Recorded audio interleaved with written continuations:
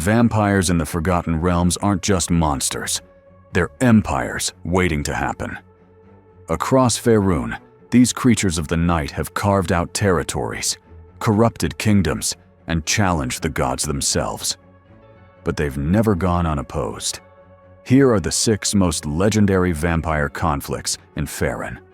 Battles where dawn fought to break through the eternal dark. The fall of Bloodbone Hold. Nestled deep in the suffocating jungles of Chult, Bloodbone Hold stood as a monolithic reminder of vampiric ambition. Baron Rosznar, once a disgraced noble from Faerûn, exiled for dabbling in necromancy, had disappeared for decades before returning as something far worse. He discovered the ruins of a long-forgotten Chultan temple, once dedicated to a serpent god of death, and there forged pacts with ancient spirits in exchange for immortality. Seizing the temple and fortifying it with undead labor, he transformed it into Bloodbone Hold. From this dark sanctuary, Rosznar declared himself sovereign of the jungle's shadows, his fortress less a home and more a symbol of looming terror. His delusions of empire were backed by a growing army of undead, skeletons, ghouls, and newly turned vampire spawn that prowled the dense undergrowth and haunted nearby trade routes. The Baron sought to dominate the entire region through blood oaths and necromantic servitude. His influence grew so vast that the merchant princes of Port Nyanzaru, who relied on open trade routes for wealth, banded together with jungle tribes, a cabal of circle druids, and a ragtag company of mercenaries. The campaign was long and brutal, filled with ambushes beneath canopies, animated vines strangling patrols, and undead monstrosities rising from forgotten ruins. The final blow came when druidic root magic was used to weaken the foundations of the fortress.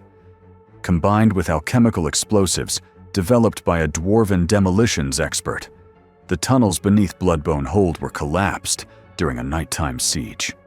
The Baron and his vampiric court were entombed forever, or so they hope, beneath tons of cursed stone and jungle roots that still bleed black ichor to this day. The War of Immortal Thirst. This apocalyptic conflict began when the cult of Kanchelsis, the vampire demigod of bloodlust, passion, and excess, began spreading its influence across Sembia and the Dales. It started in the back rooms of noble estates, where whispers of eternal youth and forbidden power seduced aging aristocrats. Entire noble houses pledged their allegiance in secret, embracing undeath to escape mortality and indulge in endless carnal and violent pleasures. From there, the cult infiltrated merchant guilds, city councils, and even a few temple hierarchies, subtly shifting laws and customs to favor nocturnal rule. Their ultimate goal was to bring about the Crimson Eclipse, a magical ritual that would plunge the lands into eternal twilight, forever shielding them from the sun's judgment.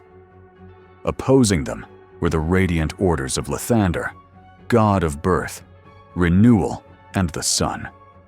It was High Dawn Lord Catherine Miriel of El-Turel who first called for unity, sending out luminous scrolls that summoned all temples, paladin orders, and dawn-blessed crusaders to a holy campaign.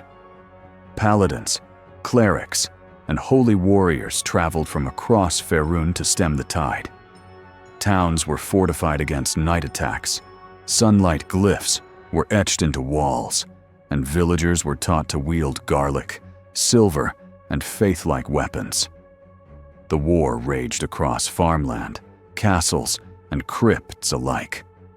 The tide finally turned at the siege of Scardale. Here, a paladin named Elira Sunmantle uncovered an ancient relic, the Heart of Dawn, that could focus divine sunlight. With the artifact in hand, Elira ascended a tower besieged by a vampiric battalion and unleashed a radiant wave that stretched for miles. Hundreds of vampires were reduced to ash in seconds.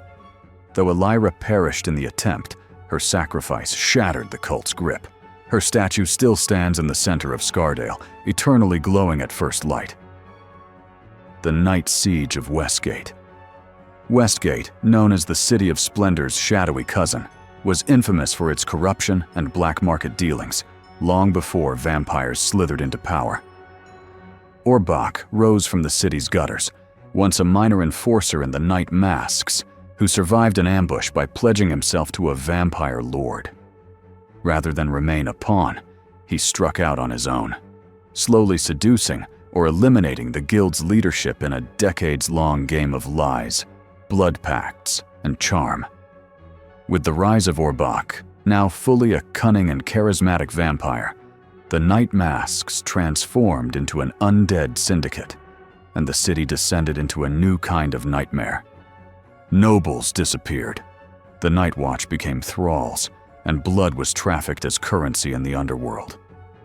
Orbakh wasn't content with shadows. He envisioned Westgate as the prototype for a vampiric utopia, an eternal nightscape, where the undead reigned as aristocrats and the living served as their compliant, blood-bound subjects. He began reshaping the city's very infrastructure to suit nocturnal life. Coffin mansions were built in the sewers, illuminated by eerie witch lights. Living citizens were taxed with blood tithes and subjected to curfews. Their freedoms bled away in increments. Hope became a memory, replaced by quiet obedience and fear. A secret alliance of harpers, retired adventurers, and even a former Gentarum assassin planned a series of covert strikes. They infiltrated the catacombs beneath the city, taking out Orbakh's lieutenants one by one. In a climactic battle, Orbakh was trapped within a radiant sarcophagus crafted from mythol-infused crystal. His eternal imprisonment weakened the Night Masks, allowing Westgate a chance at recovery. Still, rumors persist of voices in the sewers whispering his name. The ravaging of Daggerdale. Daggerdale's peace shattered when Colderon Morn, its once exiled ruler, returned not as a prodigal son, but a predator of the night. During his exile, Colderon wandered the ruins of lost Netherese outposts and forgotten tombs, seeking a weapon powerful enough to restore his family's claim. In one such ruin, he discovered a cursed artifact, a blood-forged medallion once worn by a vampire warlord. Rather than destroy it, he embraced its power, letting it turn his heart cold and his blood still. He seduced his former allies with promises of strength and immortality, transforming the halls of Castle Daggerfall into a den of the undead. The people fled to forests and caves. Crops withered under dark clouds, summoned by necromancers. Night was no longer a time for rest, but one of terror. Yet, resistance blossomed in the unlikeliest of heroes. A humble ranger named Marydale, orphaned during Colderon's return, and a circle of clerics who worshipped Selûne, goddess of the moon. These defenders became known as the Silver Veil. They organized covert shelters for refugees, disrupted blood caravans, and used moonlight rituals to sanctify ground and repel undead. Though outmatched, their faith and resolve lit small sparks of hope across the Dale. Together, they struck supply lines, freed prisoners destined for bloodletting, and slowly rallied survivors. The final battle took place in the depths of Castle Daggerfall. There, under a full moon shining through shattered stained glass, Marydale drove a moon-touched blade, blessed by Selûne herself, through Colderon's heart. His curse shattered, his minions crumbled, and the Dale breathed freely once more. The Crimson Plague of Thay. The Red Wizards of Thay were no strangers to dark power, but the vampiric coup led by Zulkir Valindra was shocking even by their standards. Once a master of conjuration, Valindra turned herself and her elite guard into vampires after finding a forbidden ritual in a Netherese ruin. Her goal was to supplant Zas Tom and institute a reign where blood magic ruled all. At first, her campaign was terrifyingly successful. Towns in the southeast of Thay vanished overnight, their people drained and reanimated. Lesser Zulkers pledged loyalty to her, seeing undeath as a fast path to power. Sas Tam, the ancient lich and autocrat of Thay, saw the spread of vampirism as destabilizing, even for him. Vampires, unlike liches, are not content with hierarchy. They obey hunger, not command. Their bloodlust could erode centuries of carefully maintained control, spark infighting among undead factions, and lead to unchecked feeding on vital populations that Sas Tam needed alive and afraid. Worse still, if vampirism spread to his rivals, or lieutenants, it could shift loyalties away from arcane order and toward chaotic blood cults. Vampires, unlike liches, retained a hunger that could not be controlled, a dependence on living blood that risked disrupting Thay's delicate balance of fear and obedience. If vampirism spread unchecked, it could turn Thay into a feeding ground, where no one, not even Sas Tam, could command loyalty without offering up warm bodies. He struck back with overwhelming force, summoning armies of skeleton legions, flesh golems, and abyssal creatures. In the Valley of Sleep, he enacted a dreadful spell that siphoned all ambient life essence, drying rivers, withering plants, and starving Valindra's vampiric soldiers of sustenance. Weakened and desperate, they were hunted to extinction. Valindra herself was said to have been bound inside a soul gem buried deep in the undead libraries of Thaymount. The bleeding of Myth Drannor.